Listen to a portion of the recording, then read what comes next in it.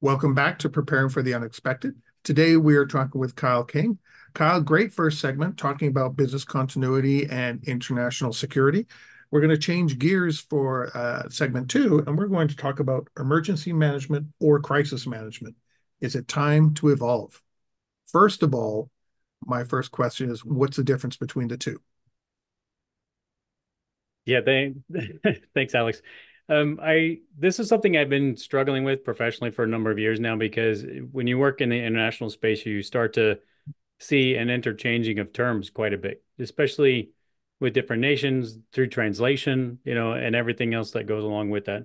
So, in the most basic sense, just to sort of set the scene for discussion, in the most basic sense, an emergency would refer to a situation that poses an immediate risk to health, life, property, or the environment requires an urgent intervention. So if you're calling 911 or 112, depending on where you are, they say state your emergency. That's your emergency.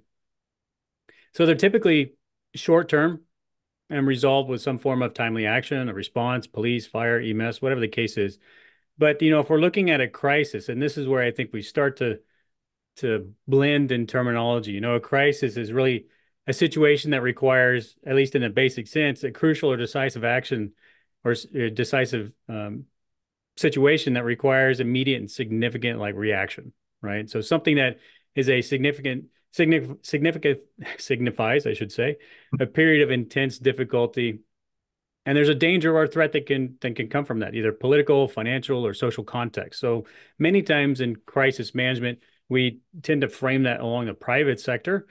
But when you start working internationally, you start to find that everything's a crisis and there's not a whole lot of emergencies. And so that's where it starts to be a little bit confusing because, as in a previous segment, I talked about I have done work with NATO in the past, and we have NATO crisis response operations. And then NATO has a crisis response system. And, at Crisis Lab, we teach the NATO crisis management and disaster response course. And then we have another word of disaster. So it just, the terminology is blending. Mhm. And I'll just sort of wrap up that point with just saying that it prompts me to think about, are we evolving or are we still stuck in the same terminology? And do we need to take a moment to reflect? Well, what's causing that change then? Is it, I know you touched on some of it, but are there things that are happening that's causing that? Because from my perspective, I know in organizations, disasters, crises, uh, incidents, they're just different words, all meaning the same thing. And the one that gets used, it usually has to do with the political culture within the organization. Don't say disaster because that freaks people out. Use the word incident. So what's causing the change here with emergency management and crisis management? So from my perspective, I think there's two key points that I would raise just for discussion and thought.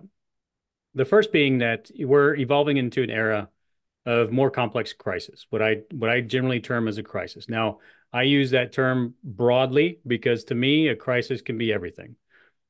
So we're evolving into more complex crisis, which means not only will we have an industrial accident, but maybe that was caused by a cyber attack, which caused by a chemical leakage, which caused by long-term effects in the community, which require long-term sustained rehabilitation that has a political, social, economic impact across the community. And so what we're dealing with is, and what I believe is happening and what I'm seeing in the international space is, when you have more complex and crises that are more, when we talked about previously, sort of systems-based crises, we're getting attacked, so to speak, or impacted by multiple systems in our communities. So electricity, gas, cyber, communications, banking sector, all of this is happening and conflating everything at once. And so in the past, we've always looked at, let's say, for an emergency as a sort of set of events. It's fixed in time, and then it can scale and it can grow and it becomes a disaster, as you mentioned. But we fixate on that, in my perspective, point of time, right? So there's this time reference of, okay, it started and it stopped. But the complex crisis is not that easy. It's almost not time bound. Things can last for a very long time. And so is it then an emergency that has been resolved, or does it continue to evolve into a crisis?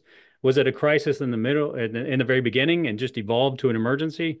And so this is where I think we're starting to see things become really more complex because it's not just a linear response anymore. It's becoming an immediately sometimes based on size and complexity, and immediately an interagency, interdependent, systems-based approach to resolve any incident.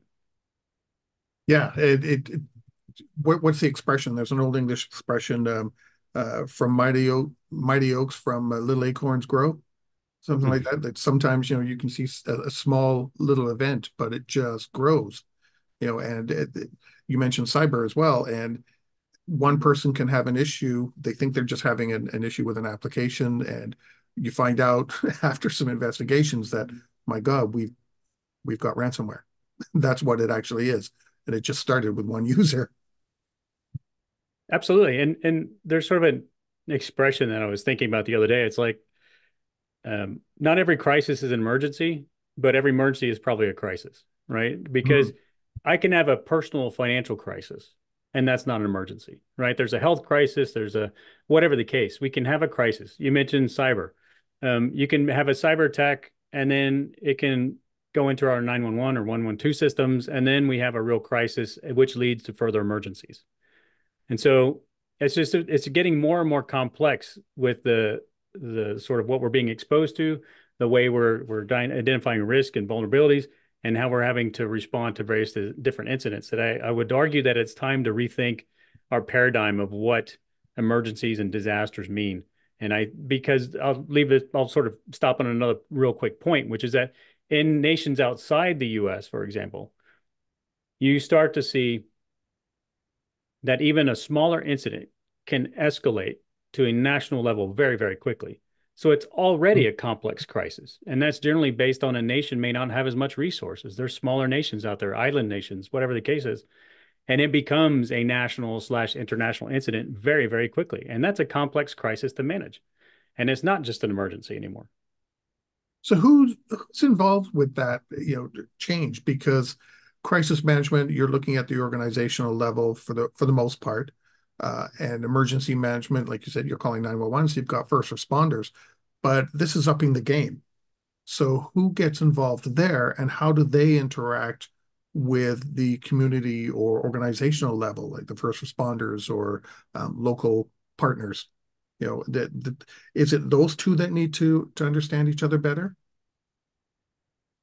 So a big piece of this is doctrinal, what we've learned in the past, and sort of, previously we were sort of off camera. We were talking about sort of the civil defense era and Mm. and things like that. And what we're starting to see is what's come out of the civil defense era decades later. Are we still using the same terminology? Is it still the same construct and paradigm that we're dealing with? Have things changed? And so in many ways, I think that we're looking at this and we're sort of dealing with the effects of doctrine, which is maybe not yet evolved to the complex situations that we face these days. Right. So at the time of recording this, I mean, there's a Russian nuclear sub off the coast of Florida.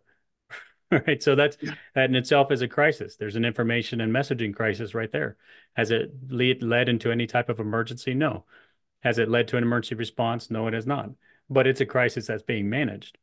And so I'm beginning to think that these things are more interlinked than what we had previously designed them to be, which was more siloed. And sort of you can catch some of the same discussions along the emergency management paradigm. So, from mitigation and, prevention to response and recovery, sort of all these different aspects, they ebb and flow, right? And you can go back and Mm. forward. And so we tend to focus just on I think culturally and doctrinally on the emergency response piece, and we give less attention to sort of mitigation, prevention, and recovery aspects.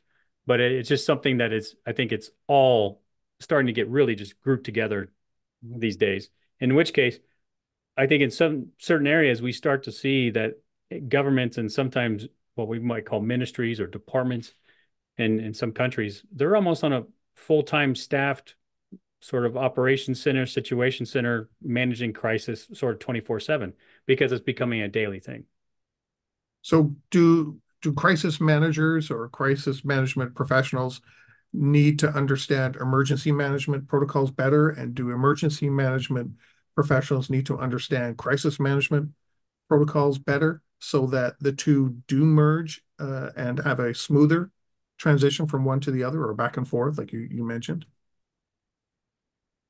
That's a really good question. The thing that I think about these days is I don't think we should separate them anymore. So they should be one. And when I say that, it also conflates with this idea of what is governance.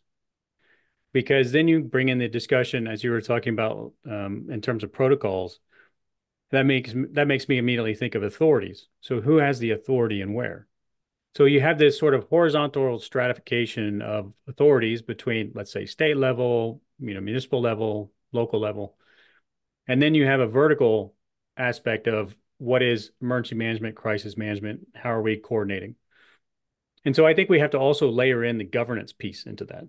And so I would come back to my original sort of point, which is I think all of these are blending together, and we should probably just reframe the way we're looking at this problem and this problem set, because even a small incident, as we've seen in the last few years in the United States, even a small incident, somebody gets arrested or something like that, it becomes a crisis.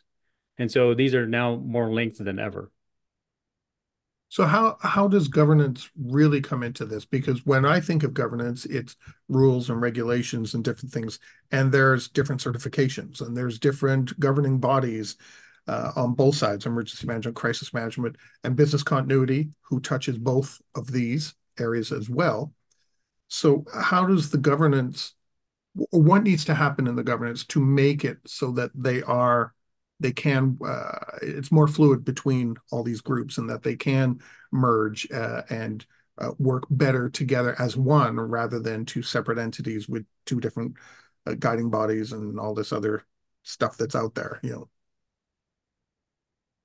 Yeah, that's another great question. And one of the things that I would immediately say is we need to break down the silos and the barriers between these different phases of emergency management and including crisis management. So if we're looking at emergency management and we're saying, okay, effective governance really means that what you mentioned, sort of the protocols, resources to respond to emergencies and to recover, communications channels, and all these sort of aspects. But then if we're getting in, we're scaling into disaster, then we're really talking about that comprehensive planning and risk assessments and resource allocation, interagency coordination. And then it also involves the crisis management piece, which we're talking about that strategic decision making and effective leadership, communication strategies, and things like that to the public. And so, that can even scale further into a sort of catastrophe. And then you have sort of international assistance and this broad sort of massive relief effort. But if we're talking about making decisions and we're just talking about protocols and we're just talking about procedures that we're following as part of our plans and our risk assessments, to me, this needs to evolve into just one set of activities, which involves not only just community planning, mitigation planning, and urban design, but it needs to evolve into a full set of government functions to the community. And so we have to remove the barriers, to your point, remove these barriers and silos saying we're only doing emergency response, we're only doing these things, we only work in mitigation, and we need to sort of foster that collaboration and thinking that we need to tackle all of these problems together because it does ebb and flow between these different phases back and forth. And it can scale quickly and it can also be reduced quite quickly with the application of resources and messaging.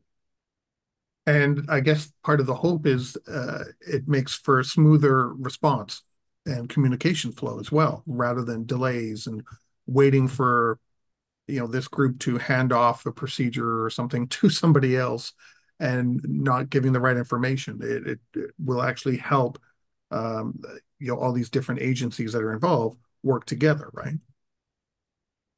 Right, and including the private sector. And so at what point do you involve the private sector who are responsible for business continuity? At what point are you involving all these different agencies in urban planning and mitigation planning, and this needs to be, and I know it's happening, so people will probably say it's already happening, but it's not happening in a holistic perspective. And in many of the countries that we've worked in, it's still very siloed. I mean, interagency cooperation is like the number one thing that people complain about, right? And the lack of communication. So that's obviously an indicator that we may need to rethink the way we approach things. But the idea being that if we can actually take a step back and look at this as a comprehensive sort of spectrum that we're operating on, and at Crisis Lab, we also have this sort of spectrum of conflict that we look at, which goes from emergency to crisis to instability and conflict, and then back to stability. But we look at this more as a function of governance, of who's taking these decisions, who are the key decision makers, and then how are all of these phases that we're working in mutually supportive across a sort of single spectrum. And where I think we've come from, coming back to our previous comments, was that we spent a lot of time after the civil defense era with that peace dividend, I think we got very, very siloed into our way of thinking. And if we're looking at a changing geopolitical and sort of security perspective, we see things are going to be very complex in the future. Well, I want to stay on that siloed piece for just a moment.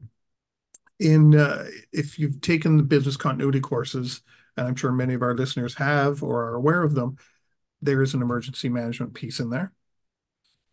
There is a crisis management and communications piece in there. And there's obviously, the overall business continuity management piece. So how do we go about getting some of these organizations to change their way of thinking as well? Because business continuity has their finger in both of those. And I've been in situations where emergency managers have said, no, you can't do any business continuity until I tell you. Business continuity people have said, well, I'm in charge of emergency management and the evacuation of the facility, while the facility manager is arguing that, no, he's in charge. So it's, and then you've got people that want to take charge of the whole thing and be the crisis manager for everything. So how do we get some of these groups to, break down these silos and work together? Because at the end of the day, the goal is the same for everybody: personal safety or community safety or continuing operations or something along those lines. So how do we get them all to talk to each other?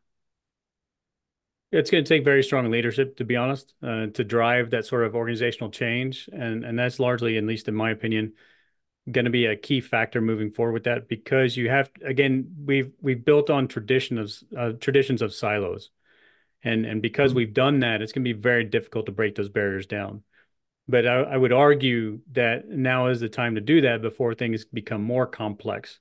And it also comes back to that issue of authorities then. So really clarifying the authorities here, because while we say in our respective fields that, we are responsible for whatever that might be, whatever task that is, there's a responsibility and there's authority. And responsibility is one thing, but the authority to evacuate, the authority to declare something is entirely different. The authority to close the company is not dependent upon the spokesperson in communications and crisis comms. Mm-hmm. It's, the owner of the company. So this is where we have to get very clear on the authorities, and then they have to take a very strong and fundamental leadership role to be able to break those silos down, define the authorities and the responsibilities, and push the fact that we need to have a comprehensive approach to managing a crisis. Now, I know you're heavily involved with NATO and on the international level and different organizations in that respect. Is there any desire from those types of organizations, NATO, for this evolution of emergency management and crisis management? Is it something they're looking at too? Like, hey, there's a bigger benefit if we merge these going forward. Do they have anything on their radar with this? Well, so in the last recent years, since 2020, NATO's come out with the NATO resilience baselines. So now we're bringing in a different term, which is resilience. So that is sort of all encompassing from the perspective of NATO. So then it's talking about, okay, we came from the pandemic era, we went through that, we identified all sorts of issues with supply chains and shortage in hospital staff and bed space and performance and operations of the healthcare industry.